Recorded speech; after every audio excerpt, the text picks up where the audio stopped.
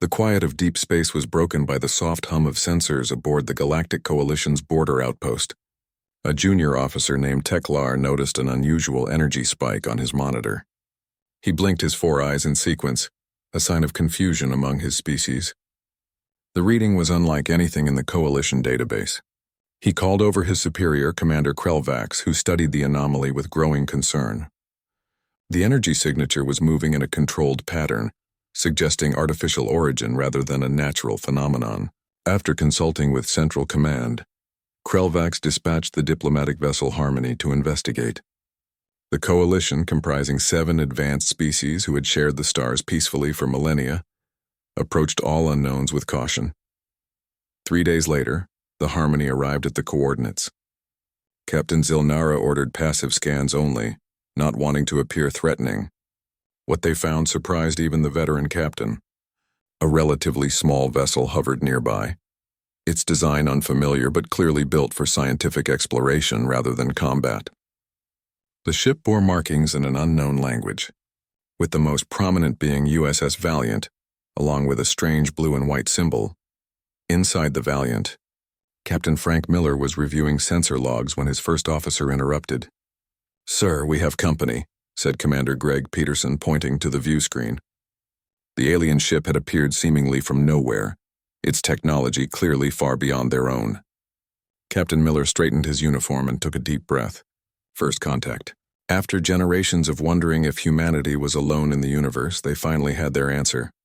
"Alert the crew, but no aggressive postures," Miller ordered. "Get Lieutenant Wright up here immediately." Samantha Wright was the ship's xenolinguist, trained in theoretical alien communication. Within minutes, she arrived on the bridge, her face flushed with excitement. "Is it really happening, sir?" she asked, then composed herself. I'm ready to establish communication protocols." The Valiant was a research vessel, part of Earth's ongoing exploration initiative. They had ventured farther than any human ship before, using the new pulse drive that allowed them to reach previously impossible distances. The crew of 42 represented the best minds Earth had to offer, though none had expected to make history quite like this. Aboard the Harmony, Science Officer Eloran studied the human vessel. "Their technology is surprisingly advanced for their ship size," she noted. "But their shields are minimal, and I detect only basic defensive capabilities." The Luminary scientist's luminescent skin pulsed with her species' characteristic glow of curiosity. Captain Zilnara nodded. "Open a communication channel. Let's see if they can understand us." The first exchange was tentative. The aliens transmitted mathematical sequences, universal constants that would be recognized by any spacefaring civilization. Lieutenant Wright responded with similar sequences, adding Earth's position using pulsars as reference points. For several hours they built a rudimentary communication system. "They call themselves humans," reported Eloran, "from a planet called Earth. They appear to be oxygen breathers with carbon-based biology somewhat similar to the Denari." The initial exchange was promising. Captain Miller, following first contact protocols, emphasized peaceful intentions and scientific curiosity. Through increasingly complex translations, the two ships began sharing basic information. The Coalition representatives seemed equally interested in peaceful exchange, though Miller noted they were carefully controlling what information they shared. Meanwhile, Junior Officer Greltek of the Harmony grew increasingly nervous. Unlike his more experienced colleagues, he had never encountered a new species. He monitored the Valiant systems with paranoid attention, misinterpreting standard operations as potential threats. When the human ship began a routine diagnostic of its sensor array, Greltek noted power fluctuations that resembled weapons charging in Coalition vessels. "They're arming weapons," he shouted, breaking protocol. Before Captain Zilnara could correct him, Greltek had already initiated a defensive measure, a low-power warning shot designed to disrupt potential weapon systems.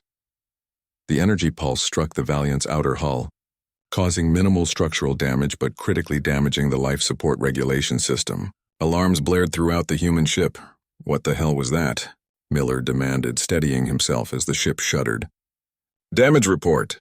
Life support is compromised in sections 3 through 6, reported Engineer Kyle Daniels. "Oxygen levels dropping. We have maybe 20 minutes before it affects the entire ship." Miller made a split-second decision. This could be a misunderstanding or the start of hostilities. Either way, we need to protect our crew and alert Earth. He turned to Communications Officer Alan Gray. Send the emergency beacon with full situation details and coordinates. The distress signal shot out, accelerating to speeds the Coalition couldn't track. Heading toward Earth with urgent information about first contact and possible hostilities. Miller opened a channel to the alien vessel. This is Captain Frank Miller. We are not hostile. Repeat, we are not hostile. Our life support is damaged. We are initiating emergency protocols. As translation systems struggled with the sudden urgent communication, confusion reigned on both ships. The Coalition captain attempted to explain the mistake, offering assistance, but Miller couldn't risk his crew. He ordered evacuation to the emergency life pods, which would sustain the crew until rescue arrived. The Coalition watched in alarm as multiple small vessels ejected from the Valiant. Uncertain of their purpose and fearing they might be weapons, Captain Zilnara ordered them captured using tractor technology. These could be escape vessels or some kind of attack drones, Zilnara reasoned. Bring them aboard but maintain containment fields. One by one, the life pods were drawn into the Harmony's cavernous docking bay. Coalition security forces surrounded them as the pods opened, revealing confused and frightened humans. We come in peace, said Lieutenant Wright as she emerged. Hands raised in what she hoped was a universal gesture of non-aggression. Our ship was damaged. We need assistance. The Coalition forces were unprepared for the humans' appearance. Though roughly similar in body plan to some Coalition species, their soft skin, varied coloration, and unusual facial features marked them as distinctly alien. Security Officer Dravthul ordered the humans escorted to containment quarters, while leadership decided how to proceed. As the last humans were led away, Science Officer Eloran approached Captain Zilnara with troubling news. The human ship sent a transmission before they evacuated. It was brief but powerful, directed toward their home system. Could you decipher it? Asked Zilnara. Not entirely, admitted Eloran, but it contained their coordinates and what appeared to be a distress call. If their homeworld is as advanced as their ship suggests, they may send help. Captain Zilnara considered this information gravely. What had begun as a routine investigation had become a potential diplomatic disaster. We must contact Central Command immediately. The Coalition Council needs to know we've made contact with a new spacefaring species. Meanwhile, the humans' distress beacon raced through space, eventually reaching its destination. At Earth Defense Command headquarters, Admiral Joseph Bennett was awakened by an urgent notification. The message from the Valiant was brief but contained enough information to warrant immediate action. First contact established with alien coalition. Misunderstanding led to hostile action. Crew evacuating. Coordinates attached. Bennett didn't hesitate. Wake the Secretary of Defense and the President, and prepare the EDS Harbinger for immediate deployment. In an orbital dock above Earth, the massive form of humanity's most advanced warship began powering up, its crew rushing to battle stations. Unlike the research vessel Valiant, the Harbinger had been built with a different purpose in mind. It would cross the vast distance in a fraction of the time, arriving before the Coalition could fully understand what was coming for them. The first contact between humanity and the Galactic Coalition had gone terribly wrong, and unknown to the aliens who now held human prisoners, they were about to discover why even peaceful humans were prepared for war. 3 Earth weeks passed slowly for the captured crew of the USS Valiant. On Outpost Station Xerxes, a massive space station serving as the Coalition's border security hub, the humans were kept in comfortable but secure quarters. For the Coalition, species only 2 of their days had passed, their perception of time vastly different from humans. This difference added to the growing list of misunderstandings between the species. In a sterile white room designed for diplomatic meetings, Intelligence Officer Mira Hayes sat across from her 3rd different interrogator this day. She maintained perfect posture despite her fatigue, her dark hair pulled back tightly, her blue uniform still crisp despite weeks of wear. Once again, I can only share my name, rank, and basic biological needs, she said calmly. Until formal diplomatic relations are established, I am not authorized to discuss human military capabilities. The interrogator, a tall reptilian being named Sevrak, hissed in frustration. We are not seeking military secrets, Officer Hayes. We simply need to understand what response we might expect from your people. Our sensors detected a transmission from your vessel.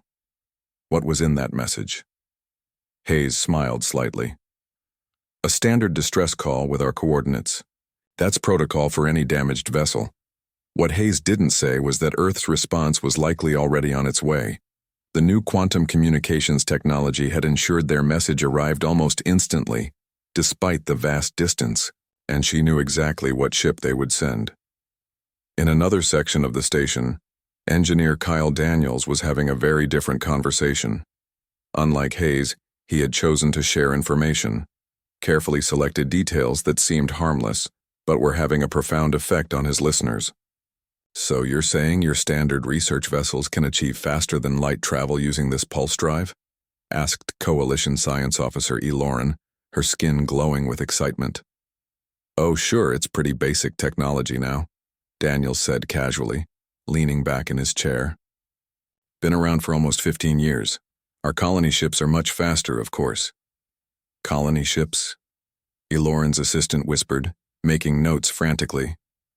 Daniels nodded. We've established 8 off-world colonies so far.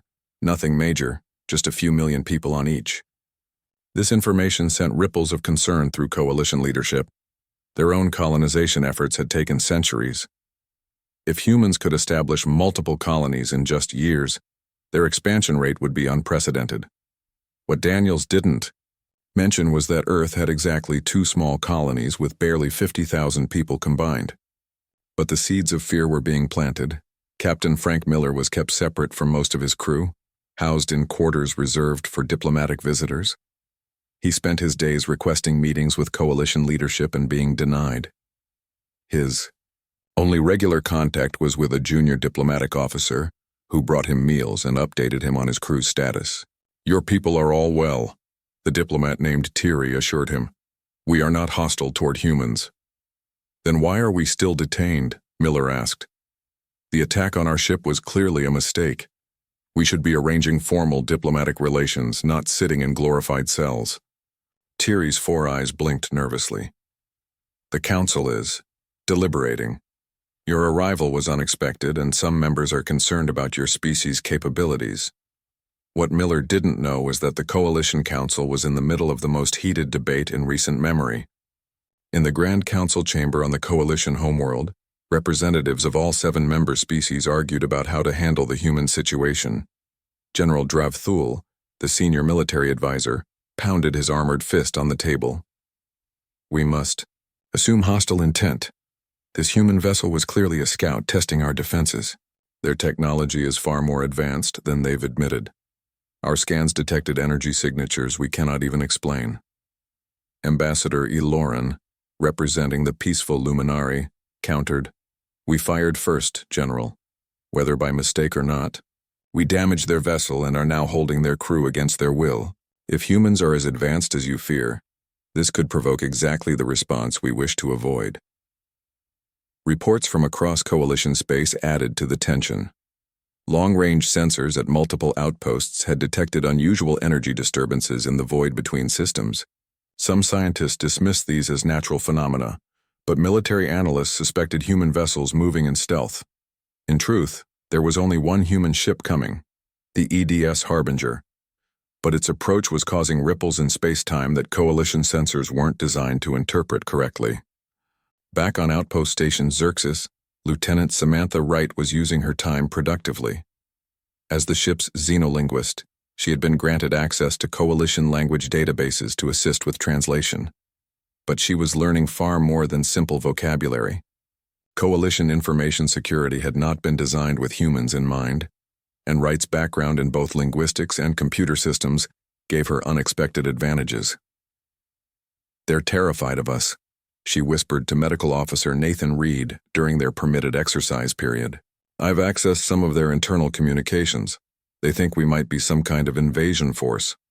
Reed looked surprised. Us? The Valiant is a research vessel. We barely have weapons. Wright nodded. Yes, but they don't know what's normal for us. When Officer Daniels mentioned our colony ships as being faster than the Valiant, they assumed we must have hundreds of worlds. They think we're an expanding empire. That's ridiculous, Reed said. Earth is still recovering from the climate wars. We barely have the resources to maintain our 2 small colonies. They don't know that, Wright replied, and fear makes people assume the worst. She didn't share her other discovery, that coalition sensors had detected the Harbinger's approach. The massive warship would arrive soon, and Wright had seen enough of coalition military assessments to know they had no idea what they were about to face. Meanwhile, in the station's command center, alarms suddenly blared. Senior Officer Krelvax rushed to the main sensor display where junior officers were frantically working controls. "Report," he demanded. "Unknown object detected at the edge of the system," replied a sensor technician. "It just appeared, sir. No warning." "Appeared?" "Nothing just appears. Check for sensor malfunction." "Multiple sensors confirm, sir. The object is massive, at least 4 times larger than our largest battlecruiser. Energy readings are, sir, they're off the scale. Our systems can't even quantify them." Krelvax felt a cold dread settle in his core. "Send alert to all coalition forces in the sector. Prepare defense protocols." The technician looked up, eyes wide. "Sir, it's transmitting, in perfect coalition standard language." "Put it through." The message was simple and chilling in its directness. "This is Captain Olivia Rodriguez of the Earth defense ship Harbinger. You are holding citizens of Earth against their will. Return them immediately or we will retrieve them." The command center fell silent. The voice was calm, almost conversational, yet carried absolute authority. "Scan that vessel," ordered Krelvax. "I want to know everything about it." Minutes later, the scan results only deepened the sense of dread. Coalition sensors could barely penetrate the ship's outer defenses. What little data they gathered showed power readings that defied their understanding of physics. The ship's hull seemed to absorb rather than reflect scanning beams, making it appear as a ship-shaped void against the stars. Most disturbing were the weapons signatures. The Coalition had developed energy weapons capable of destroying small moons, yet the readings from this human vessel suggested capabilities far beyond that, and these were just the systems the humans allowed them to detect. "Sir," said the communications officer, "we're receiving visual transmission from the human vessel." "Display it," Krelvax ordered, straightening his posture. The screen filled with the image of a human female, her dark hair pulled back severely, her uniform black with silver trim. Behind her was a bridge that seemed designed specifically to intimidate, sharp angles, dark materials, and crew members working with silent efficiency. "I am Captain Olivia Rodriguez," she said without preamble. "You will release the crew of the USS Valiant within 1 planetary rotation, or I will be forced to take action. I await your response." The transmission cut off, leaving the Coalition officers staring at a blank screen. They had expected many things from their first contact with a new species. They had prepared for aggression, for fear, for diplomatic overtures. They had not prepared for this, a casual display of overwhelming power and the absolute certainty that came with it. The humans weren't angry. They weren't threatening. They were simply stating what would happen. And somehow that was far more terrifying. The EDS Harbinger hung motionless against the backdrop of stars, its massive form seeming to bend the very light around it. The ship's black hull absorbed rather than reflected light, creating the impression of a ship-shaped void in space. This was not accidental. Every aspect of the Harbinger had been designed not just for function, but for psychological impact. On the bridge, Captain Olivia Rodriguez stood with her hands clasped behind her back, her posture perfect as she surveyed the main view screen. The image showed the Coalition outpost station and the small fleet of ships that had moved to defensive positions around it. She noted their formations with professional interest. "They're keeping their distance," observed First Officer Paul Wilson, "maintaining weapons range while trying to stay outside what they think is our weapons range." Rodriguez nodded. "Have they responded to our message?" "Not yet, Captain," replied Communications Officer Alan Gray from his station. "They're communicating heavily among themselves, though. Their encryption is decent, but nothing our systems can't handle." "What are they saying?" Rodriguez asked. Gray tapped a few controls, bringing up a translation. "Mostly arguments about how to respond. Their military wants to show force, their diplomats want to negotiate. They're scared, Captain. Good, Rodriguez said simply. The Harbinger had been built to inspire fear. While humanity genuinely preferred peace, Earth's leaders had learned hard lessons from their own history. First impressions mattered, and appearing weak invited aggression. The Harbinger was humanity's answer to that problem.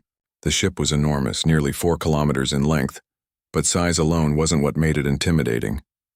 Its design incorporated sharp angles and protruding structures that served no functional purpose except to create a psychological impact. Engineering officer Peter Walsh had termed it tactical intimidation architecture during the design phase, and the name had stuck. Captain, we're being scanned again, reported Sensor Officer Jack Ryan. More intensively this time. Allow it, Rodriguez ordered. Let them see exactly what we want them to see. The Harbinger's defensive systems could have blocked the scans entirely, but instead, they selectively allowed certain information through while obscuring other aspects of the ship. The Coalition would detect enormous power signatures, advanced weapon systems, and defensive capabilities beyond their understanding. What they wouldn't see were the Harbinger's limitations. Every ship had them. But there was no reason to share that information. They're hailing us, Captain, Gray announced, on screen. The view screen changed to show an alien with reptilian features and what appeared to be a military uniform. I am Commander Krelvax of the Coalition Defense Force. Your presence in Coalition space is unauthorized. Power down your weapons and prepare to be boarded for inspection. Rodriguez allowed herself a small smile. Commander, let's be clear. We are not here to threaten the Coalition. We are here to retrieve our people. Return the crew of the USS Valiant, and we will depart peacefully. The humans are being held pending investigation of their intentions, Krelvax responded, his voice firm despite the nervous flick of his eyes. Your ship represents a clear threat to Coalition security. We cannot allow such a vessel to move freely in our territory. Rodriguez nodded to Gray, who muted the transmission temporarily. They're testing our resolve, she said to her bridge crew. Time for the presence protocol. Gray unmuted the channel. Commander Krelvax, Captain Rodriguez has authorized me to inform you that we will be activating certain systems for your observation. This is not an aggressive action, but a demonstration. Please advise your vessels not to react prematurely. Before Krelvax could respond, Rodriguez gave the order. Begin presence protocol. Across the massive hull of the Harbinger, thousands of small ports opened simultaneously. From each emerged a pinpoint of blue light, targeting lasers that locked onto every Coalition vessel, satellite, and installation in the system. No weapons fired, but the message was unmistakable. Our targeting systems are now tracking every military asset in this system, Rodriguez informed Krelvax, whose expression had shifted from confidence to shock. This is merely a demonstration of our capabilities. We have no desire to use them. On Coalition ships throughout the system, alarms blared as sensors detected weapons locks. Panicked communications flooded command channels. The human ship had somehow targeted everything simultaneously, a feat the Coalition had believed technically impossible. Security Chief Diane Foster stood at her station on the Harbinger's bridge, monitoring Coalition reactions. They're raising shields and arming weapons, Captain, but they're not firing. Several smaller vessels are breaking formation. Looks like they're trying to find firing positions where they can support each other. Rodriguez nodded. Let them. Phase 2. Foster tapped commands into her console. In the Harbinger's main launch bay, a single small craft powered up. The boarding shuttle was sleek and black like its mothership, but only large enough for a team of 12. Lieutenant Eric Bell and his security team boarded, their powered combat armor making soft hydraulic sounds as they moved. Shuttle team ready, Captain? Foster reported. Launch. The shuttle exited the Harbinger's bay and accelerated toward the Coalition station. Immediately, several Coalition vessels moved to intercept, firing warning shots across the shuttle's path. They're targeting the shuttle, Ryan reported. No defensive measures, Rodriguez ordered. Let them see. Several Coalition ships fired directly at the shuttle. Their energy weapons struck the small craft's defensive field and simply disappeared. There was no deflection, no absorption effect, nothing that the Coalition sensors could detect or understand. It was as if their weapons ceased to exist upon contact with the field. Inside the shuttle, Lieutenant Bell and his team remained calm. The defensive field was one of humanity's most closely guarded technological achievements, based on principles that temporarily shifted targeted areas slightly out of phase with normal space-time. Energy weapons literally passed through the shuttle into a microsecond of alternate space before the field closed again. Coalition vessels are breaking off pursuit, Foster announced. The shuttle will reach the station in 3 minutes. Rodriguez turned to Science Officer Lisa Warren. Begin communications disruption. Warren nodded and activated a small device on her console. Immediately, all Coalition communications throughout the system experienced interference. Their defense grid went offline, coordination between ships became impossible, and even internal communications within the station became unreliable. The disruption lasted exactly 47 seconds, long enough to make a point, but not long enough to cause any real danger to Coalition personnel. When communications restored, the Coalition forces found the human shuttle had already docked with Outpost Station Xerxes. Lieutenant Bell led his team of 6 through the station corridors. Their combat armor was midnight black with subtle blue lighting along joint seams. The helmets completely obscured their faces, giving them an inhuman appearance that added to the psychological impact. Coalition security forces attempted to stop them, but their weapons proved ineffective against the armor. Bell's team used non-lethal methods to incapacitate anyone who stood in their way. Neural disruptors that caused temporary paralysis without permanent harm. Remember, no lethal force, Bell reminded his team through their secure comm channel. We're here to make a point, not start a war. In the station's command center, Commander Krelvax watched in horror as security camera feeds showed the human team moving through the station with unstoppable precision. They disabled security measures, bypassed locked doors, and neutralized armed guards without apparent effort. How are they doing this? Demanded his second-in-command. Our weapons have no effect. Contact Coalition Command, Krelvax ordered. Tell them we need reinforcements immediately. Communications are still unstable, sir. We can't get a clear signal out. Within 15 minutes, Bell's team reached the detention area where the Valiant crew was being held. They disabled the locks and opened the doors. Captain Miller and his crew looked up in surprise as the armored humans entered. Captain Miller, Bell said, his voice slightly mechanical through his helmet speakers. Lieutenant Eric Bell, EDS Harbinger. Captain Rodriguez sends her compliments and invites you to join her aboard our vessel. Miller stood, straightening his uniform. About time, my crew. All will be evacuated. Please come with us. As the human prisoners were escorted to the shuttle, Coalition forces could only watch.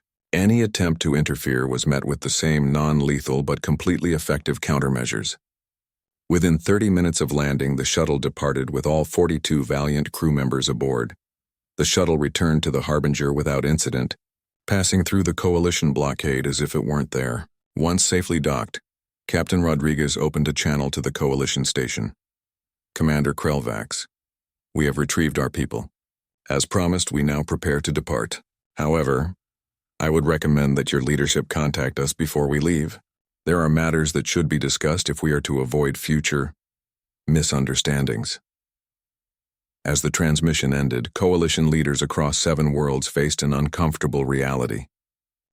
The Coalition Emergency Council convened in record time, with leaders from all 7 member species joining via secure channels.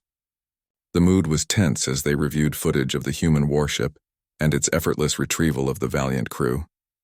Admiral Zexnar, Supreme Commander of Coalition forces, paced nervously before the assembled holograms of political leaders. In my 300 cycles of military service, I have never witnessed technology like this, he admitted, his scales shifting color with stress. Their boarding team walked through our defenses as if they weren't there. Our weapons had no effect whatsoever. President Lorvan of the Coalition's Governing Council leaned forward, her 4 eyes blinking rapidly. What are our options, Admiral? Militarily speaking, we have none, Zexnar said bluntly. Their ship targeted every military asset in the system simultaneously. If they decided to fire, we would have no chance to respond. Ambassador Eloran, who had argued for peaceful contact from the beginning, spoke up. The humans have shown remarkable restraint. They could have responded with force after the accidental attack on their research vessel. Instead, they sent a single ship and retrieved their people without casualties. This suggests they prefer peaceful, Resolution. Or they're simply confident. Enough in their superiority that they don't see us as a threat, Countered General Dravthul. This could be the prelude to invasion. If they wanted to invade, they could have started already, Eloran pointed out. The human captain has requested diplomatic contact before they leave. I suggest we take this opportunity. After heated debate, the council reached a decision. They would send a diplomatic delegation to meet with the humans aboard their vessel. Ambassador Eloran would lead the mission, accompanied by military advisors and scientists. The stakes couldn't be higher. This meeting would shape relations between humanity and the Coalition for generations to come. Aboard the Harbinger, Captain Rodriguez was debriefing the rescued Valiant crew in the ship's main conference room. Captain Miller sat at her right hand, still wearing his stained uniform from weeks of captivity. They treated us well enough, Miller explained. No physical mistreatment. They were curious more than hostile, but very concerned about our capabilities. Intelligence Officer Mira Hayes spoke up. I revealed nothing beyond name and rank, Captain. But Engineer Daniels took a different approach. All eyes turned to Kyle Daniels, who smiled slightly.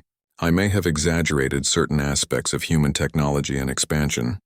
Nothing classified, just implications that were more widespread than we actually are.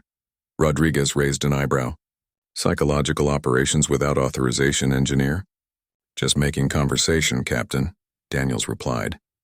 They seemed particularly impressed by the idea that the Valiant is considered a basic research vessel by our standards. I might have mentioned we have 8 thriving colonies with millions of people. Rodriguez couldn't help a small smile. Well, your unauthorized exaggerations may have helped our position. The Coalition clearly believes we're more powerful than we actually are. We should maintain that impression during negotiations. Communications Officer Alan Gray interrupted. Captain, the Coalition is hailing us. They're requesting permission to send a diplomatic delegation aboard.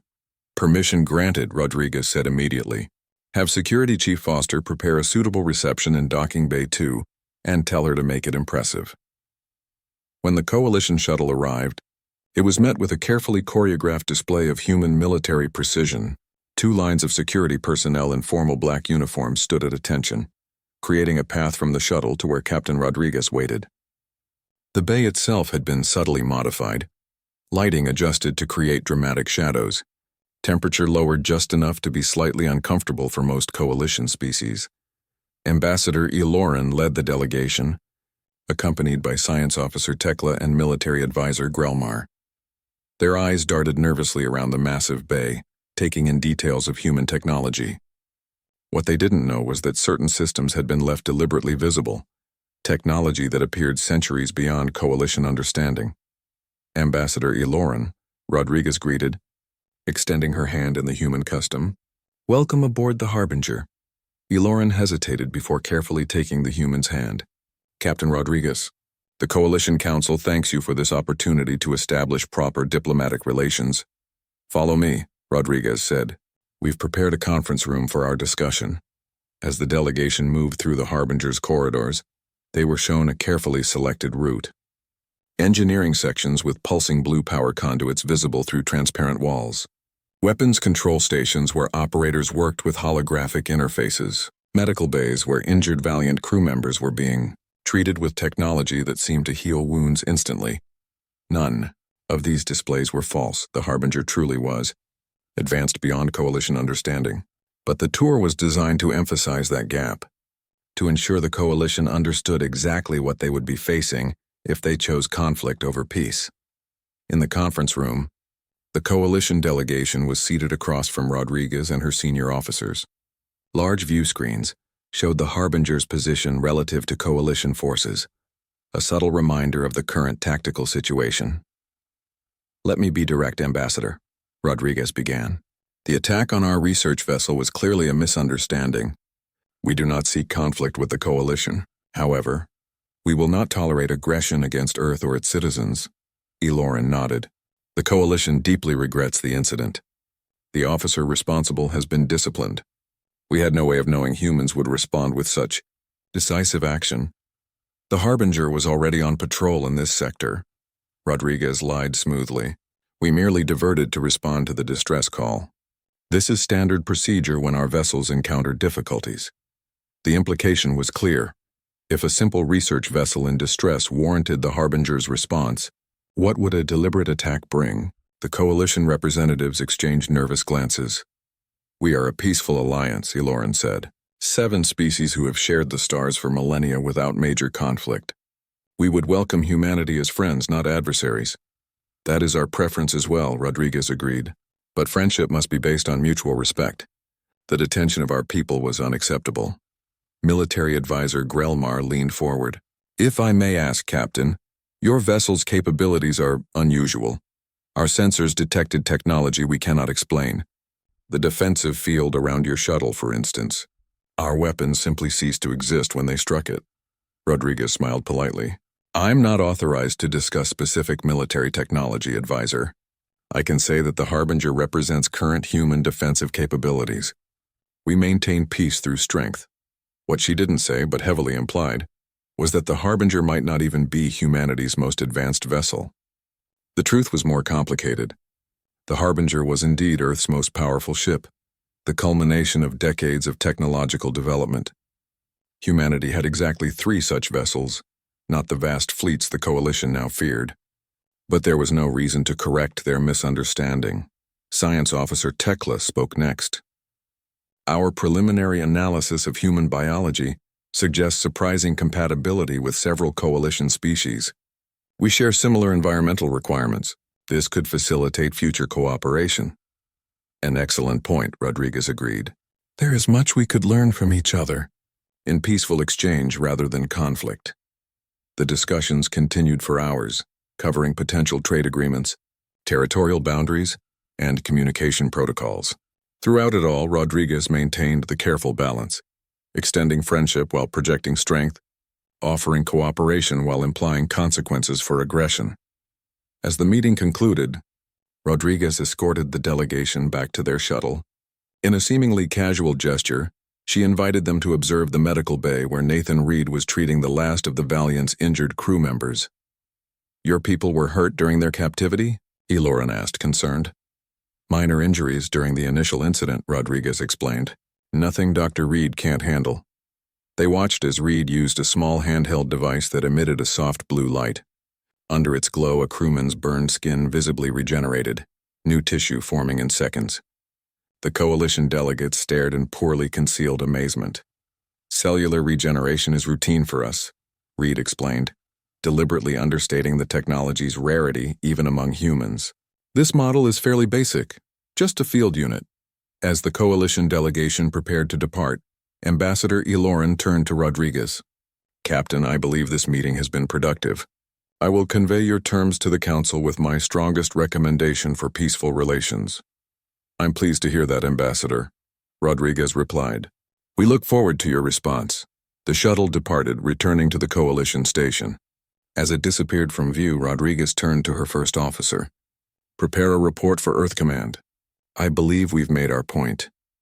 Throughout Coalition space, rumors were already spreading about the human warship and its capabilities.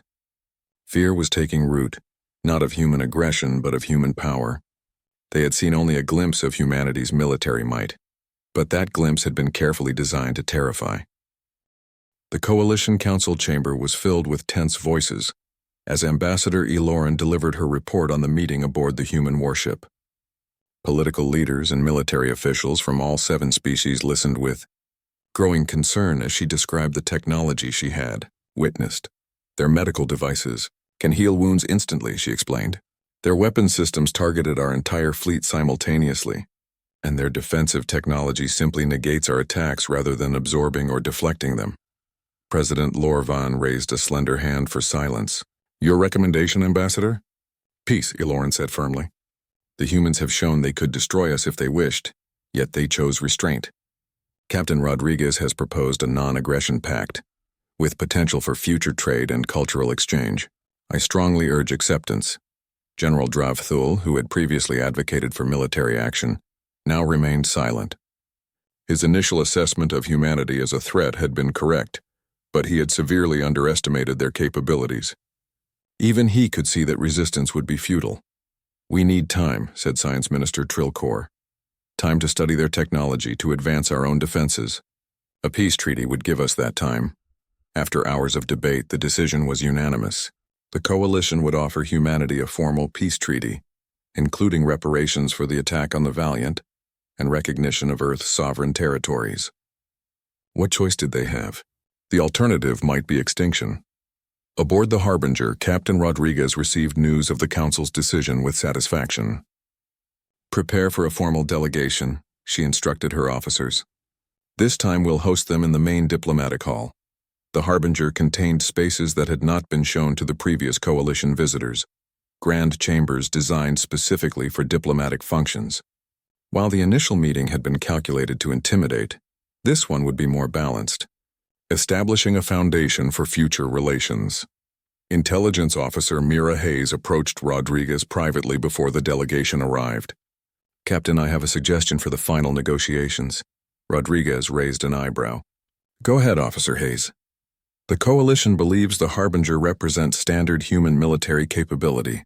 This fear is useful, but it could lead to desperate actions if they think they can never catch up technologically. What if we let them believe the Harbinger is exceptional even by our standards? A diplomatic vessel rather than a true warship?" Rodriguez considered this. "A strategic revelation to ease their fears while maintaining respect?" "Exactly," Hayes nodded. "They'll still fear us enough to honor agreements, but not so much that they feel hopeless. The best deterrent is one that allows your opponent to save face." Rodriguez smiled. "Very well. We'll incorporate that into our approach." "Nicely thought, Officer Hayes."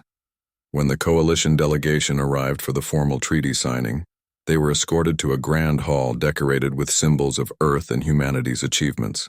Unlike the previous tour, which had emphasized military might, this one showcased human culture, art, and scientific advancement. Ambassador Eloran led a larger delegation this time, including representatives from all 7 coalition species. Captain Rodriguez greeted them warmly, joined by Captain Miller and the senior officers of both the Harbinger and the Valiant. "Welcome," Rodriguez said. "Today marks the beginning of peaceful relations between humanity and the Galactic Coalition. This treaty will ensure that the unfortunate incident that brought us together will not be repeated." The formal proceedings began with presentations from both sides. Coalition representatives described their 7-member worlds and shared history.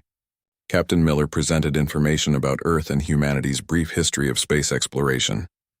As the meeting progressed to reviewing treaty terms, Rodriguez noticed coalition military advisors still watching her crew with barely concealed fear. It was time for Hayes' strategy. "Before we sign," Rodriguez said casually, "I want to address some misconceptions that may have arisen from our first encounter." The coalition representatives tensed visibly. "The Harbinger is an impressive vessel, but I should clarify its purpose," Rodriguez continued. "While it carries significant defensive capabilities, it was designed primarily as a diplomatic ship for first contact scenarios." Confusion spread across alien faces. Science Officer Tekla leaned forward. "Diplomatic? But its weapon systems, its defenses, are substantial," Rodriguez agreed, "but necessary for a ship that ventures into unknown territory. The Harbinger was built to make an impression while ensuring the safety of its crew. It represents our commitment to peaceful exploration, backed by sufficient strength to ensure that peace." The implication was clear, yet deliberately ambiguous. Rodriguez had not directly claimed that humanity possessed more powerful ships. She had merely suggested that the Harbinger's purpose was diplomatic, rather than purely military. The coalition could interpret this however they wished. Intelligence Officer Hayes, standing nearby, suppressed a smile as she watched the coalition delegates exchange glances.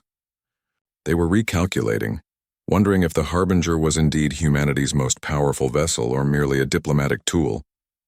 The uncertainty would temper their fear without eliminating it entirely. The treaty signing proceeded smoothly after this revelation. Both sides agreed to territorial boundaries, communication protocols, and reparations for the damage to the Valiant. Most importantly, they established regular diplomatic channels for ongoing relations. As the formal ceremony concluded, Ambassador Eloran approached Hayes privately. "Officer Hayes, may I ask you something directly?"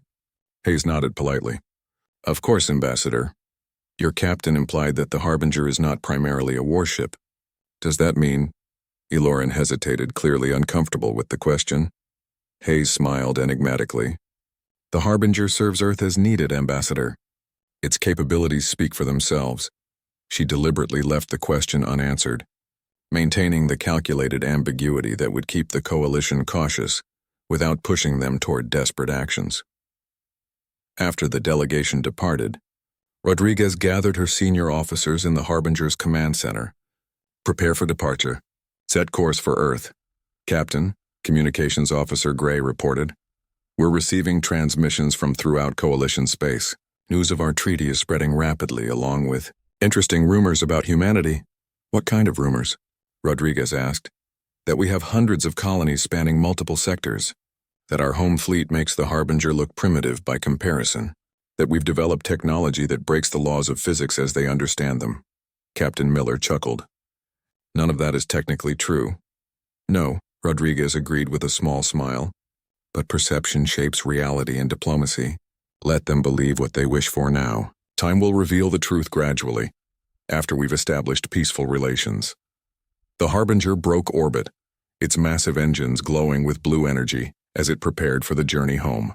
On countless coalition worlds, beings looked up at their night skies with new awareness. The universe had suddenly become larger and more dangerous than they had imagined. The humans had come, demonstrated power beyond comprehension, and then offered peace instead of conquest. In the Coalition Council chamber, President Lorvan reviewed reports from scientists still analyzing data from the Harbinger. Is it possible? She asked Science Minister Trill Core. Could their home fleet truly be more advanced than the ship we saw? Trill Core spread his hands in a gesture of uncertainty. The technology we observed violates several principles we believed universal. If that was merely their diplomatic vessel, then we should be grateful they chose peace. General Drav Thule, once the strongest advocate for military action, now nodded in agreement. We saw only a glimpse of their capabilities, and that glimpse was terrifying enough. We would be wise to honor this treaty for generations to come. Aboard the Harbinger, Captain Rodriguez sent a final message to Earth Defense Command. First contact secured. Treaty established. The Coalition understands us now. What the message didn't say was that understanding had come through fear. Not fear of human aggression, but fear of human potential. Humanity had revealed just enough of its capabilities to ensure respect without triggering desperation.